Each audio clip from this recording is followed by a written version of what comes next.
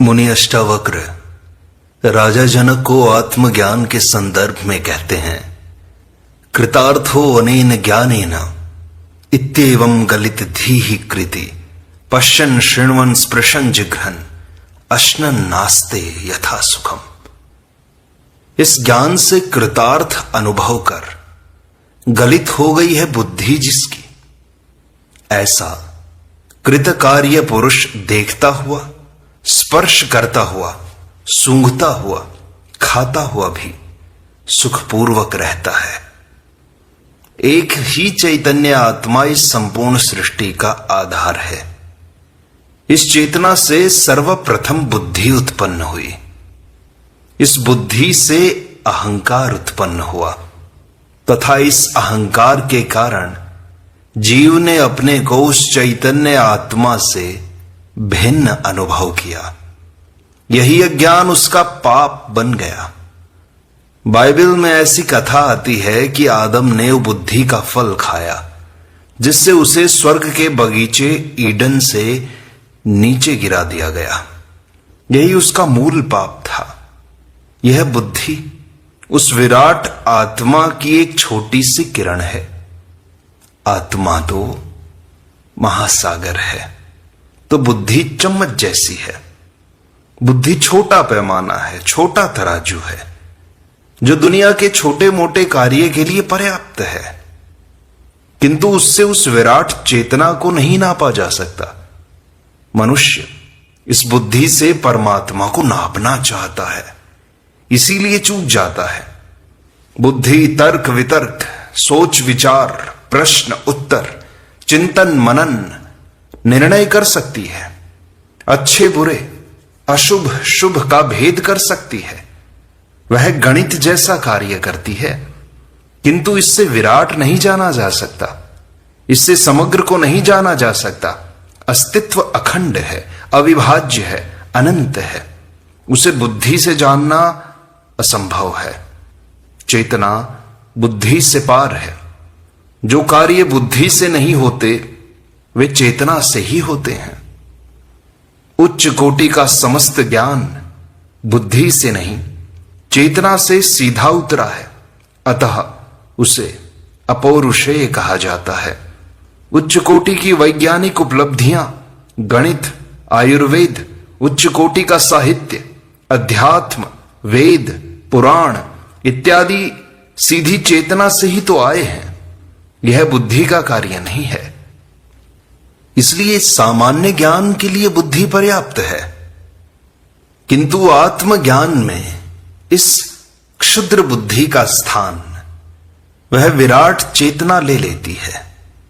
इसलिए अष्टावक्र कहते हैं कि जो आत्मज्ञान से कृतार्थ अनुभव कर लेता है, उसकी बुद्धि गलित हो जाती है।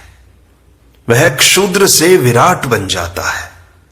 उसके संपूर्ण कार्यों का एवं विधि विधान का ज्ञान हो जाता है, जिससे वह इस क्षुद्र संसार में विमोहित न होकर स्वाभाविक रूप से अनिवार्य कर्मों को करता हुआ संसार के प्रति साक्षी भाव से रहकर सुखपूर्वक रहता है।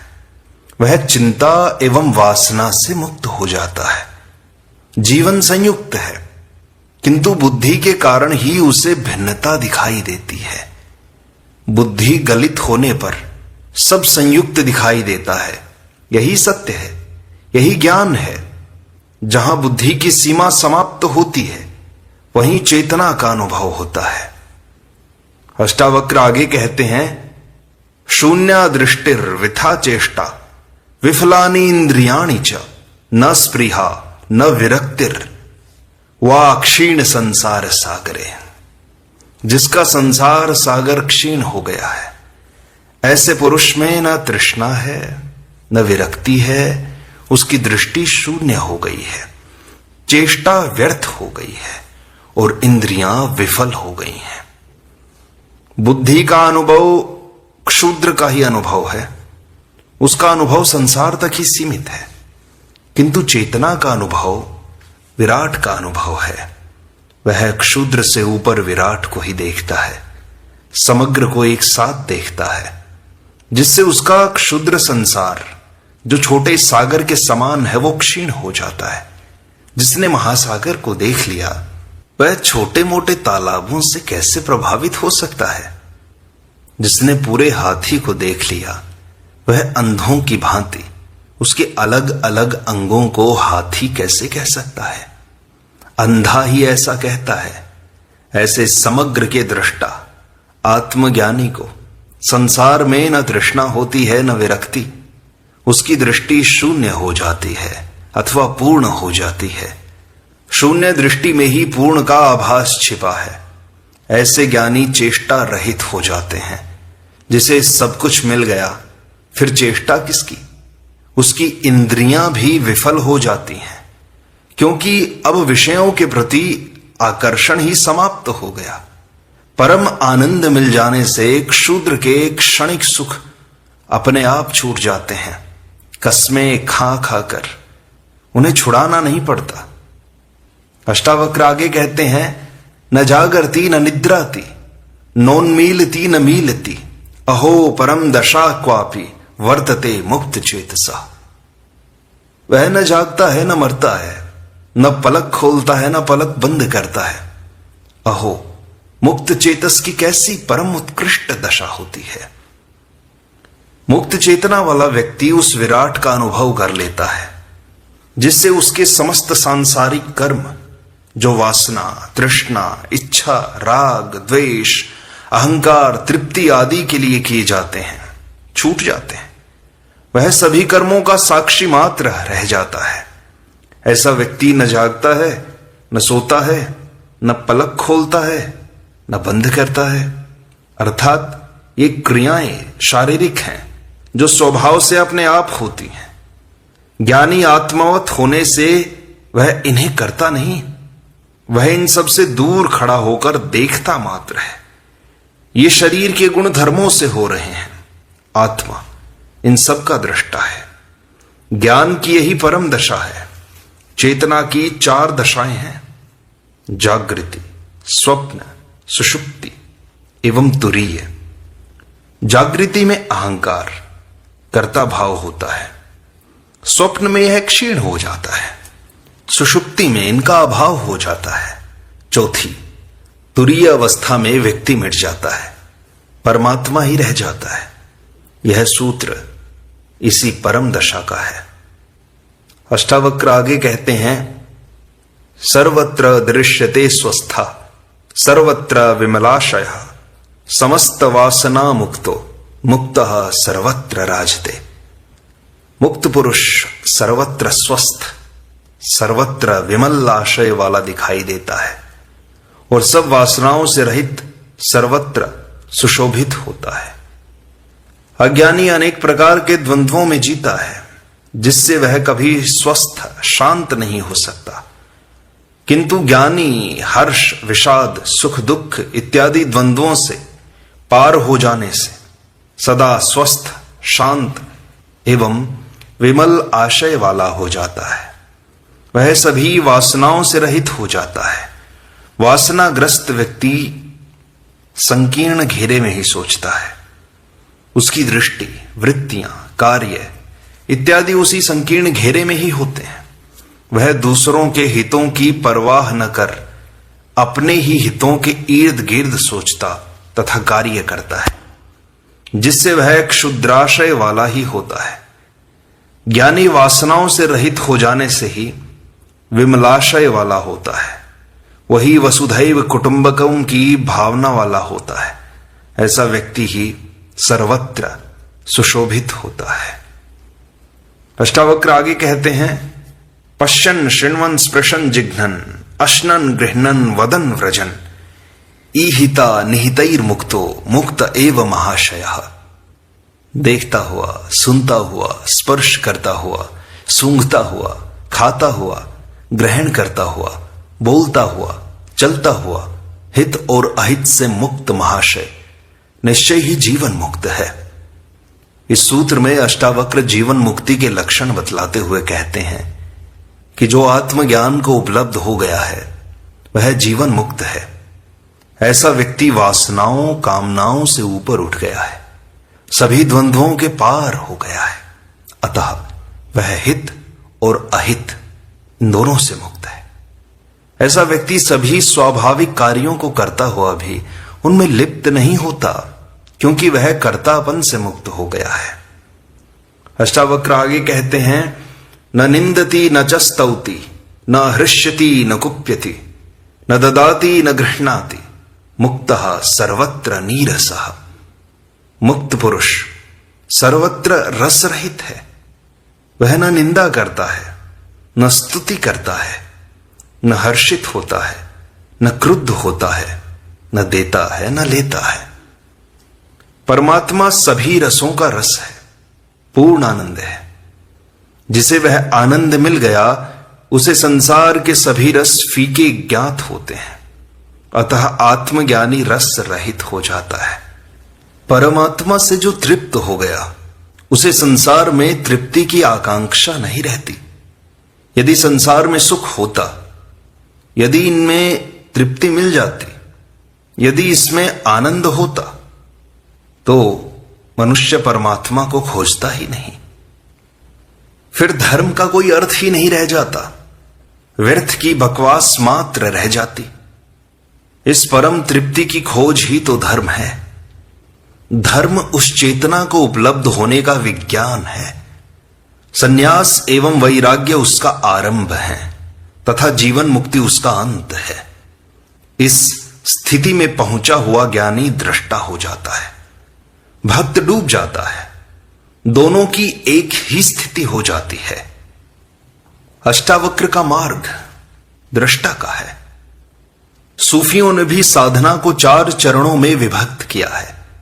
पहला शरीयत, जिसमें विधि विधान, तौर तरीका, नियम, संयम, उपाय हैं।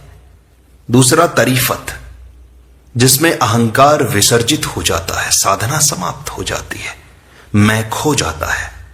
तीसरे चरण मारिफत में परमात्मा की झलक मिलती है, किंतु द्वैत बना रहता है। चौथे चरण हकीकत में अद्वैत की अनुभूति होती है, केवल ब्रह्म सत्य ही रह जाता है। यही मंजिल है, यही जीवन मुक्ति है। ऐसा व्यक्ति सर्वत्र उस एक की ही अनुभूति करता है, जिससे वह न निंदा करता है, न स्तुति, न हर्षित होता है, न क्रुद्ध होता है, न ग्रहण करता है, न त्याग करता है। स्वभाव से अपने आप जो होता है वही कर लेता है। आग्रह किसी में नहीं होता। मिल जाए तो ले लेता है, न मिलने पर इच्छा नहीं करता। वासना एवं अहंकार वश कोई कार्य नहीं करता। वासना एवं अहंकार रहित व्यक्ति ही जीवन मुक्त है। अष्टावक्र आगे कहते हैं, सानुरागाम स्त्रियम दृष्ट्वा मृत्युम वा समुपस्थितम अविवल मना स्वस्थो मुक्त एव महाशया। प्रीतियुक्त स्त्री और समीप में उपस्थित मृत्यु को देखकर जो महाशय अविचल मना और स्वस्थ रहता है, वह निश्चय ही मुक्त है। यह मन ही बंधन का कारण है। मन में 2 ही वृत्तियां मुख्य हैं, जिससे वह कभी शांत नहीं होता। यह है राग और भय। जीवन में राग है, उसमें आकर्षण है। विषयों में राग है, जिनमें काम सबसे शक्तिशाली है। काम से जीवन मिला है। वासना, कामना, सृजन की ऊर्जा ही काम है। यह सृष्टि काम का ही तो विस्तार है, इसलिए मनुष्य इसकी ओर आकर्षित होता है। दूसरा है मृत्यु का भय। मनुष्य की जीवेष्णा प्रबल है। वह सब कुछ सहन करके भी जीना चाहता है। वह मृत्यु से सर्वाधिक भयभीत रहता है। मृत्यु का भय भी राग एवं वासना के कारण है। जिसने संसार को पूरा भोगा नहीं, अतृप्त है, उसी को मृत्यु का भय सर्वाधिक होता है। यदि राग एवं वासना छूट गई तो वह मृत्यु से भयभीत नहीं होता। अतः आसक्ति और भय एक ही सिक्के के 2 पहलू हैं। शरीर में जीने वाले के लिए काम वासना ही मुख्य आकर्षण है, किंतु यह काम वासना शरीर की नहीं, मन की वृत्ति है। शरीर यंत्र मात्र है, जो मन के आदेश अनुसार सक्रिय एवं निष्क्रिय होता है। अतः केवल शरीर को रोक देने से वासना मुक्त नहीं हो सकता व्यक्ति। वासना का त्याग मन से होने पर ही वह इससे मुक्त हो सकता है। इसी प्रकार भय से मुक्ति भी मन से ही लेनी है, तभी मुक्ति होगी। अष्टावक्र यही कहते हैं कि प्रीति युक्त स्त्री और समीप में उपस्थित मृत्यु को देखकर भी जिस महाशय ज्ञानी का मन अविचल और स्वस्थ रहता है, उसका शरीर तो क्या, मन भी अविचल रहता है तथा उसमें भी विकार उत्पन्न नहीं होते। उसी को मुक्त कहना चाहिए। केवल शरीर से अविचल रहकर भी मन में जिसके दुर्विचार आ गए, जो मृत्यु से भयभीत हो गया, वह मुक्त नहीं है, वासनाग्रस्त ही है। अतः मन का संपूर्ण विकारों से रहित होना ही तो मुक्ति है। अष्टावक्र आगे कहते हैं, सुखे दुखे नरे नार्याम संपत्सु च विपत्सु च विशेषो नैव धीरस्य सर्वत्र समदर्शिनः। समदर्शी धीर के लिए सुख और दुख में, नर और नारी में, संपत्ति और विपत्ति में कहीं भेद नहीं है। सुख दुख का भेद चाह के कारण है, वासना के कारण है। यदि चाह बदल गई तो दुख सुख में एवं सुख दुख में परिणत हो जाता है। सृष्टि में सुख दुख का विभाजन नहीं है, यह मन की वासना के कारण प्रतीत होता है। इसी प्रकार स्त्री पुरुष की भिन्नता शरीरगत है, आत्मागत उनमें कोई भिन्नता नहीं है। आत्मा न स्त्री है न पुरुष। मन में वासना से ही स्त्री पुरुष का भेद दिखाई देता है। जब वासना नहीं, चाह नहीं, तो भेद भी समाप्त हो जाता है। दोनों बाहर से भिन्न प्रतीत होते हुए भी भीतर संयुक्त हैं। आत्मा एक ही है। आत्मज्ञानी शरीर को नहीं देखता, सर्वत्र आत्मा को ही देखता है। इसी प्रकार वह संपत्ति और विपत्ति को भी मन का ही प्रक्षेपण मानता है। आत्मज्ञानी समदर्शी होता है, वह इनसे प्रभावित नहीं होता। इसलिए वह अभेद दृष्टि से एक ही आत्मा का अनुभव करता है। ऐसा व्यक्ति ही मुक्त है। अष्टावक्र आगे कहते हैं, न हिंसा नैव कारुण्यम न उद्धत्यम न च दीनता नाश्चर्यम न चैव क्षोभा क्षीण संसारणे नरे। क्षीण हो गया है संसार जिसका, ऐसा मनुष्य, उसमें न हिंसा है न करुणा, न उद्दंडता है न दीनता, न आश्चर्य है न क्षोभ। जिसको आत्मज्ञान हो गया है, जिसने उस परम तत्व को जान लिया, उसका संसार खो गया, उसके प्रति कोई आकर्षण नहीं रहा। उसने अपने भीतर वासना, मोह, ममता, स्वार्थ आदि के कारण संसार के प्रति जो अच्छे बुरे, हेय उपादेय की दृष्टि बना रखी थी, वह दृष्टि ही बदल गई। वह हिंसा, करुणा, उद्दंडता, विनम्रता, दीनता इत्यादि तभी तक दिखाता है जब तक दो मौजूद हैं। मनुष्य मनुष्य में भिन्नता दिखाई देती है। जब संपूर्ण सृष्टि में उसे एक ही आत्मा दिखाई देती है, तो कौन किसकी हिंसा करेगा, कौन किसके प्रति करुणा दिखाएगा? अपने आप ही लुप्त हो जाते हैं। प्रयास पूर्वक दया, करुणा, अहिंसा करनी नहीं पड़ती, फिर कोई अणुव्रत लेना नहीं पड़ता। ऐसे ज्ञानी को न आश्चर्य होता है न क्षोभ होता है। वह सर्वत्र उपेक्षा भाव से अपने स्वभाव में, अपने विवेक में, स्व अनुशासन से स्वच्छंद जीता है। वह न दूसरों के अनुसार चलता है न विपरीत, वह अपने ही अनुकूल चलता है। ईश्वर भी ऐसा ही है, न दयावान है न करुणावान, न हिंसक है न अहिंसक, न दंड देता है न पुरस्कार देता है। न उसने सृष्टि बनाई न वह चला रहा है, वह अपने विशिष्ट नियमों से चल रही है। इसलिए परमात्मा न करता है न भोगता। ज्ञानी भी ऐसा ही ईश्वर तुल्य हो जाता है। इस प्रकार अष्टावक्र गीता का यह भाग यहीं संपूर्णता को प्राप्त होता है। शेष अगले अंक में।